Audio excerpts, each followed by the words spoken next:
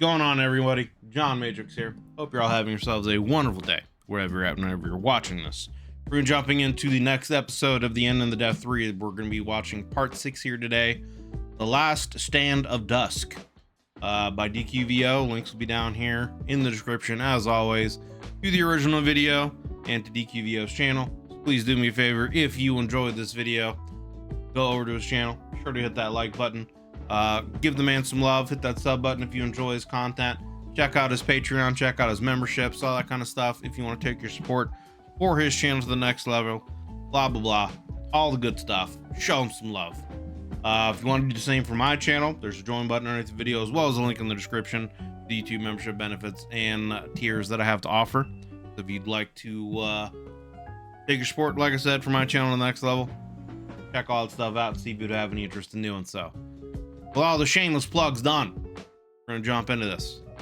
I'm looking forward to this. This series has been very interesting so far, so I'm curious to see what's gonna happen now that it looks like Horus has potentially put down the Emperor, and it looks like maybe one of the custodians from last I remember was stepping in. So I guess let's see what happens here as we're getting into this tag team match.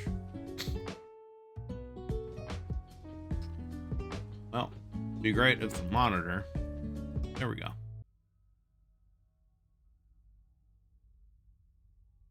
The Last Stand of Dusk. Horus Lupercal speaks his name. Dusk. Preconsul K. Cultus Dusk. He seems amused. Again, you interrupt and speak out of turn. My father and I have matters to conclude, and a legacy to discuss. And you, little soldier, have no place in that. I defy you, says Cultus in a cold, clear voice. The Imperium defies you. With what? The Lupercal asks.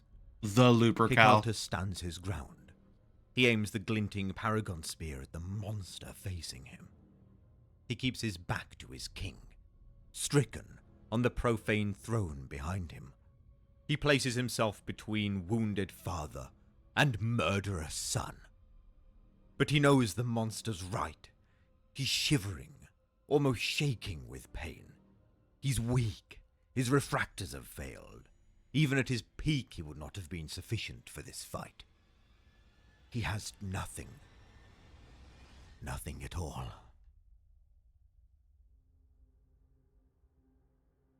Leto reaches the row of primitive thrones and cowers in their shadows.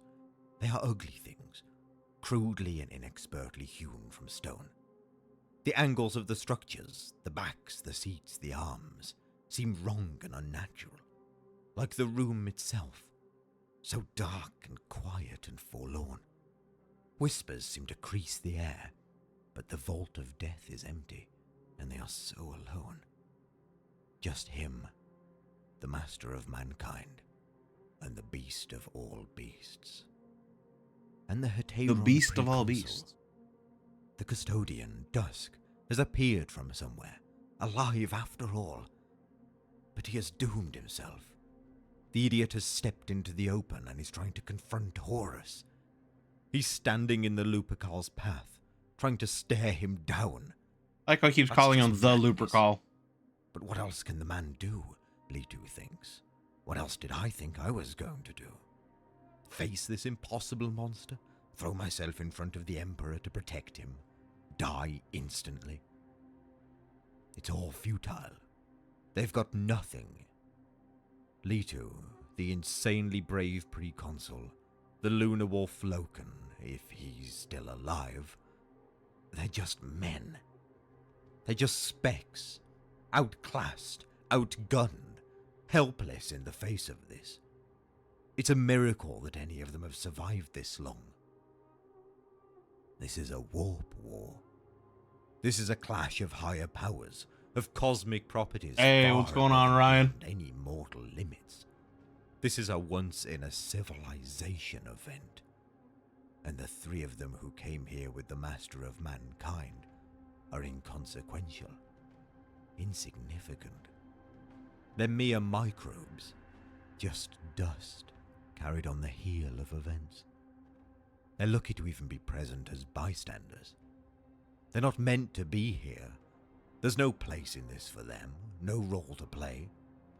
Litu wonders how they're even alive. The inhuman nature of this place, the warping concentration of immaterial force, should make it impossible for them to exist in this environment.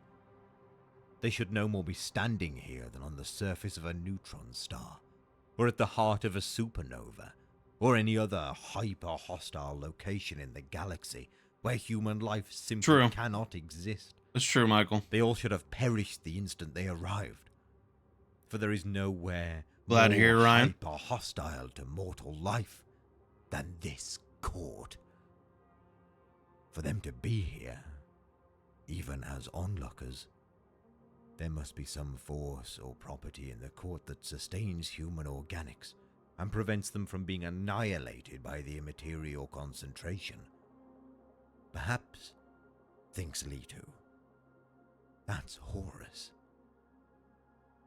Whatever human relic of the first found still exists in the core of that dark horror, it must be essential. It must need to exist for Horus to maintain his form as the personified instrument of chaos. They are still alive, Litu and the pre-consul, merely as a consequence of Horus's need to maintain his human essence. Is that a weakness? Interesting. A flaw they can exploit?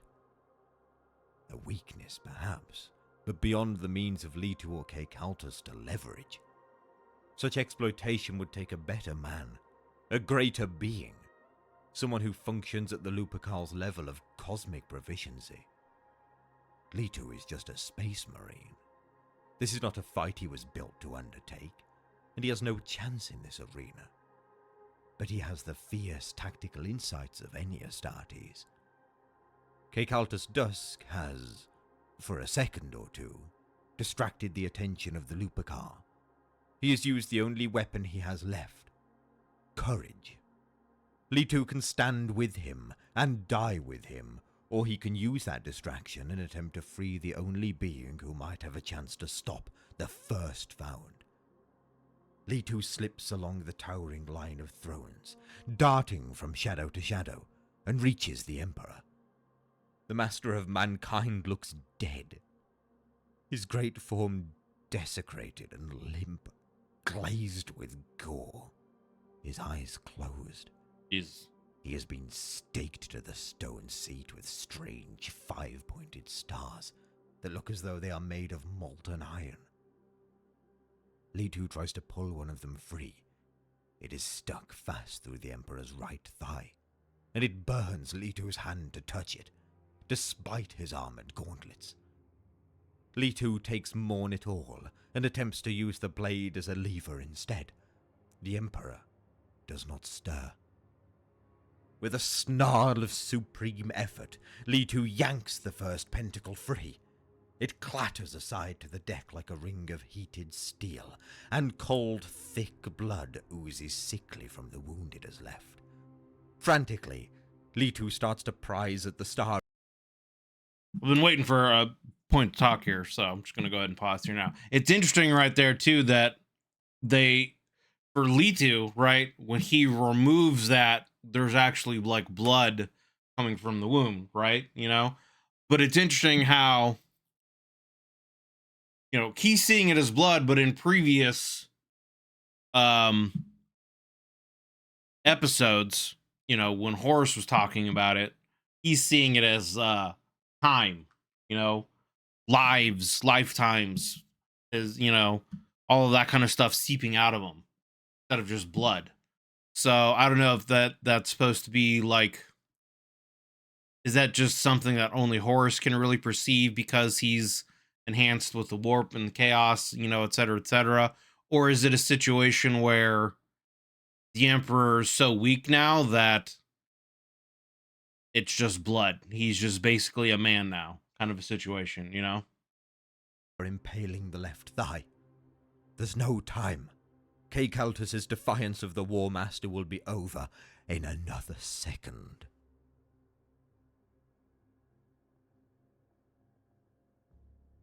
You have been tricked, Horus Lupercal, says Caltus Dusk. His spear trembles in his hands. Get out of my way, the War Master rumbles. I refuse, replies the Heteron. Yeah, good by job. his will. He has no will left. It's a wonder you're even standing. Get out of my way. No, says Caltus. Horus doesn't need his permission. Horus can step on and through him effortlessly, but the crowd around them is enjoying this moment of cruel sport. Caltus can hear them baying and whooping. I can just imagine, you know, the Chaos Gods, Korn and Zinch, they're just sitting there with popcorn. Nurgle's over there with, you know, like a Pepsi or something like that, and they're just chilling and watching, you know what I'm saying? This agonizing torture of a doomed mortal soul, drawn out. The chance to hear it make its futile pleas, the chance to hear it appeal with that ridiculously human quality called hope, to a pity that does not exist. The chance to drink in its sincerity and cherish its bravery, and then savor the sweet burst of pain at the end, when it realizes such properties have no currency. Caltus can see the War Master trying to hide his smile and maintain a solemn timbre in his voice. He is playing to the crowd, a sly wink. You have been tricked, my son, says Caltus Dusk. The War Master's gaze abruptly switches back to him. It is suddenly intense. What did you say? I said, you have been tricked, repeats Caltus. His arms are quivering. He does not know how much longer he can hold the spear up or remain on his feet. Chaos puppets you. The old four don't need you to be the new emperor. They do not even comprehend such mortal concerns. They merely need you to kill the what's up, Old brother? One, to stop the ascension of mankind. You... The Talon rises and points at him. You said, my son. The voice you speak with is not yours. It is the only voice I have ever known, says Caltus Dusk. It is the only voice I speak with, and the only voice I hear. I am my own voice, Horus first found. Listen to it, my distant son. You have been tricked. The only voice I hear is the voice of the deceiver, replies Horus, and erases Caltus Dusk where he stands. The beam of bloodlight burns from the great eye on the War Master's breastplate for 5 or 6 seconds, engulfing the preconsul entirely. Damn. Then the glare of it fades.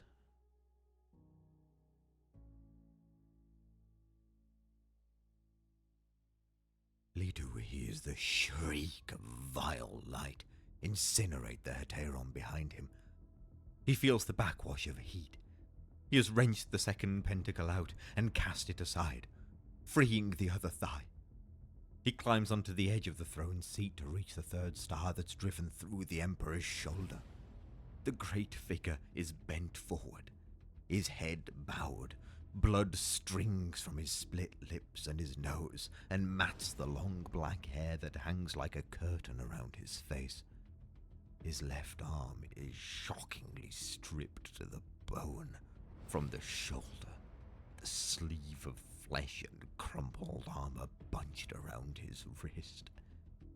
All life seems extinct. as absent as it was in the lifeless corpse of his angel son.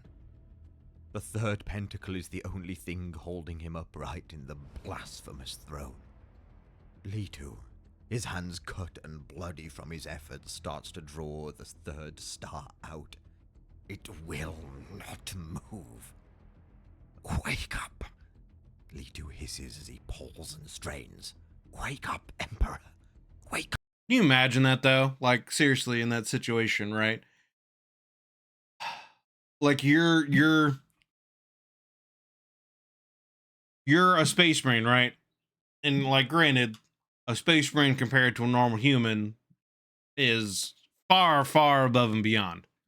But then you're witnessing like beings that basically are on like a god tier level, right? You're watching the Emperor and you know, a juiced up Horus battling through time and space in the warp and doing all kinds of crazy stuff, and it's like, then you just sit there and you watch one of the custodies who is even above you, you know, take a stand, Giga Chad as he is, and then seemingly, like, I wonder if while Leto, if like he's so focused, like I wonder if he's so focused at the moment that he doesn't really like even hear the conversation.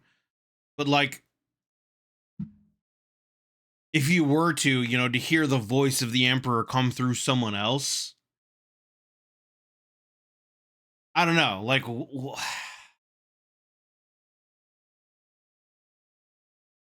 because then it's like, is the Emperor a part of everyone? Did the Emperor instill a part of him in all of the custodies? You know what I mean? Kind of a thing. Like, what would he think at that point in time? Or is he just so focused on trying to free the Emperor and his adrenaline's rushing so much that he's trying to do this while he's got the time, while Dusk is, you know, keeping Horus busy, that he doesn't even like really pay attention to it? You know what I mean? Respect the demon. I mean, yeah, who knows? Who knows? Great Lord, you must wake up now. Wake and rise before it is too late. Your demon son is almost upon you. He tries to use Mourn It All as a lever again, hooking it through the hot iron form of the pentacle. He exerts so much force that a shard of the sword blade breaks from a small crack near the hilt. Wake! Leto yells. Wake! Urda sent me to you. She would want you to stand. Urda, she needs wow. you to stand. Mourn It All's blade begins to bend under the stress. The Preconsul's Paragon Spear, smoking and superheated, clatters to the floor of the court. Caecaltus Dusk is still standing. His plate is glowing. The Giga Chad is still there from the energy it has been exposed to, and Caecaltus's flesh is blistered and raw. The upper layers of skin cooked off, but he's still standing, and he is alive. The Lupercal's eyes narrow into a deep frown. The crowd is silent. Not possible. He murmurs. By his will alone. Caecaltus slurs through the cracked and swollen lips. For real, dude. For a moment, the War Master seems to blanch slightly, as though he has come face to face at long last with something he does not understand. Then he sees the mark on the breastplate of the swaying custodian. A crude sigil that looks as though it has been daubed with a finger, and has only become visible now the armor has been superheated. The sigil glows. Sigilite magic. Horus snaps contemptuously. He starts to recite the Preconsul's name, which he stole from the very air when they were first face to face. He starts to recite all of it. All of the 610 parts of it that are micro-etched inside Caecaltus's armor. Caecaltus Dusk, Onatvite, Albius Salme Levantine, Sarcosa Cusco, Barbieri, Guillory, Casabon. 20 names in. Bro's got more titles than Daenerys Targaryen. Good lord. Caltus starts to sway wildly, as though he is about to fall. But he keeps his feet. The eye on the War Master's chest blasts again. A more concentrated, sustained beam of bloodlight that he allows to stream a great deal longer than the first.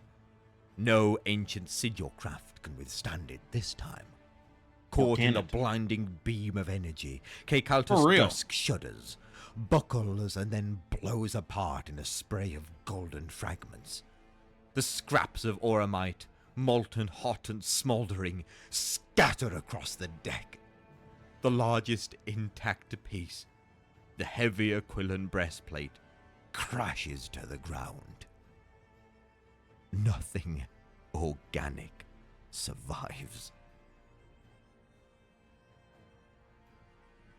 "Wake up!" Leto barks. He hears the awful shriek of another burst of energy behind him.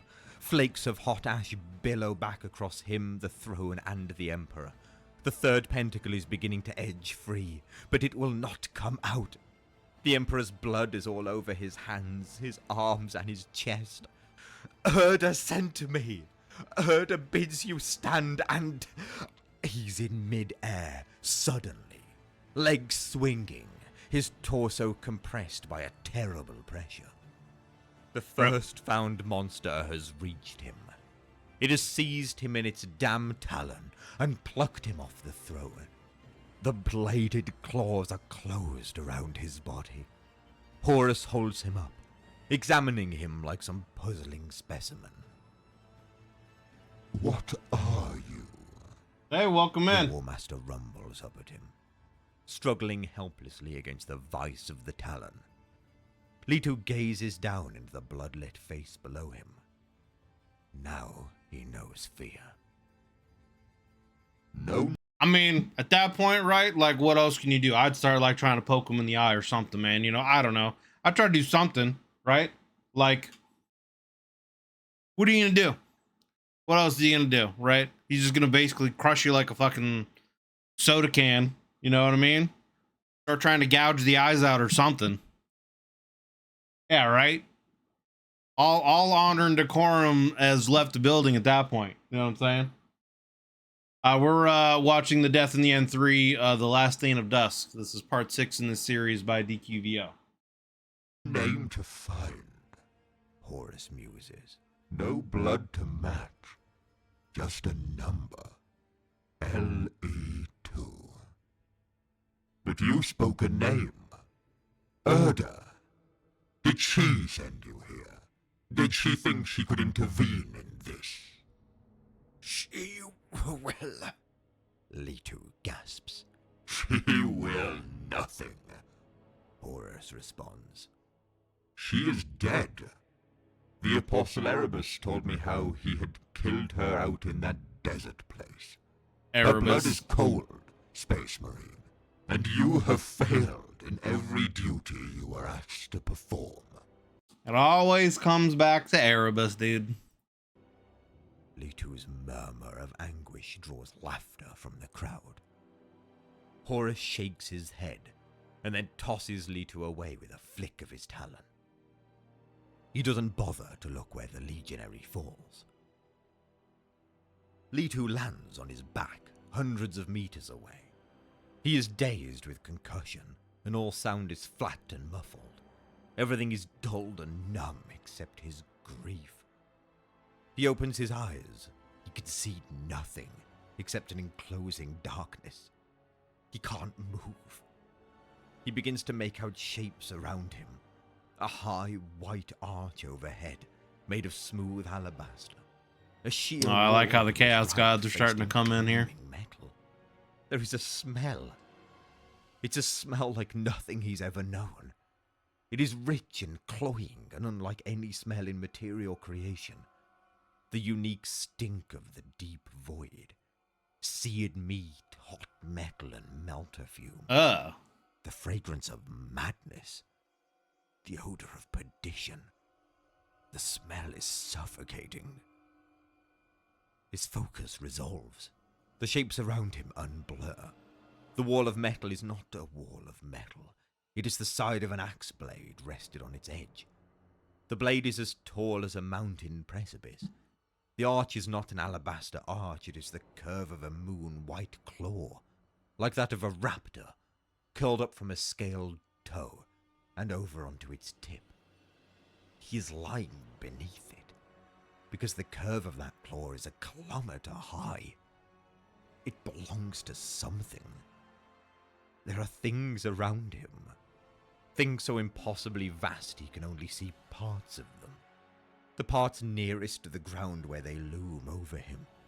He has fallen in among them, For real. like a discarded bone from a feast table. He is lying in their midst at their feet. There are 4 of them.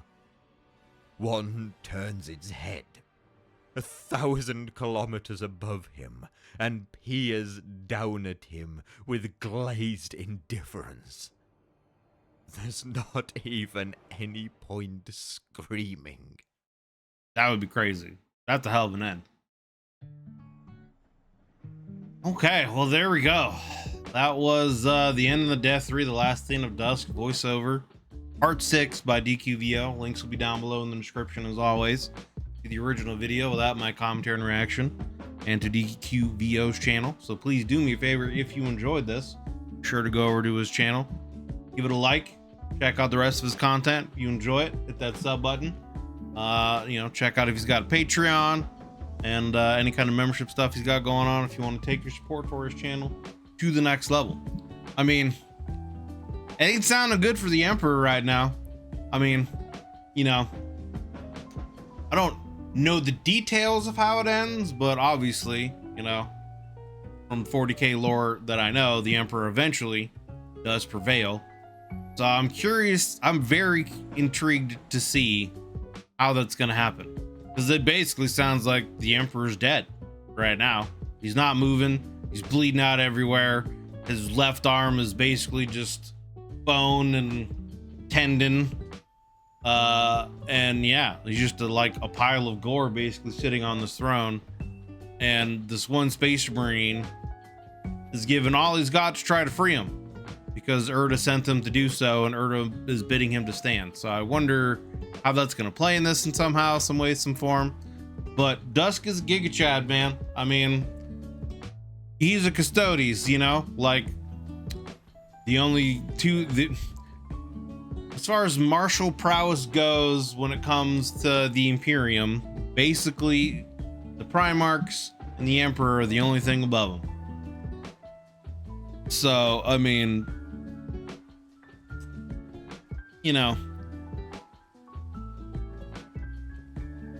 knowing he's going, I mean, that's what the Custodes' job is, right? To protect the Emperor. So, I mean, he's fulfilling his duty.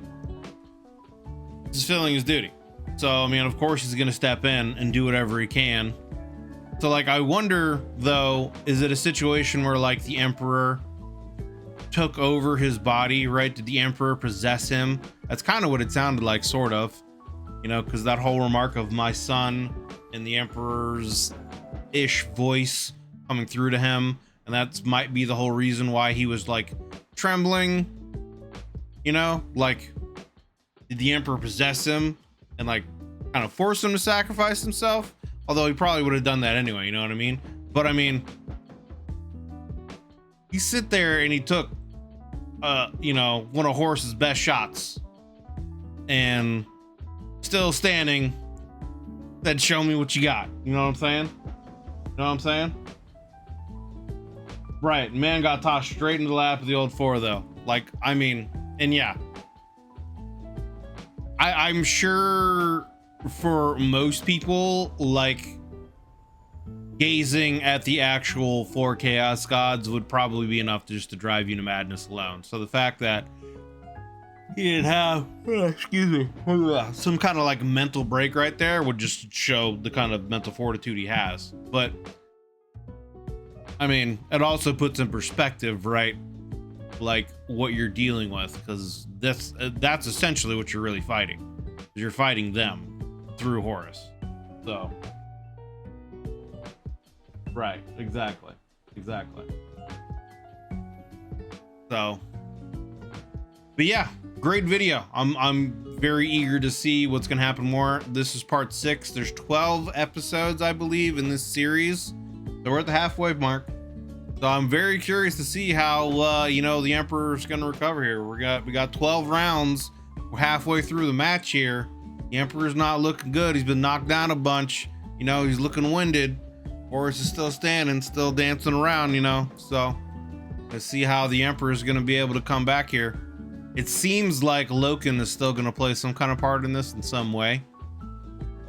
Maybe it would be enough, you know, to have Loken there to distract Horus. Like maybe it'd be enough for him to bring enough of Horus's humanity out for at least a moment or two, to where he might feel ashamed or something like that, and you know, maybe give the Emperor a moment, do something, you know. I don't know, but I guess we'll find out.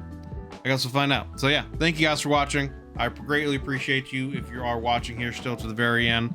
If you enjoyed this video of mine with my commentary and reaction, consider leaving a like and a subs. It helps me and the channel grow. If you'd like to take your support to the next level, there is a join button underneath the video, as well as a link in the description to the YouTube membership benefits and tiers that I have to offer.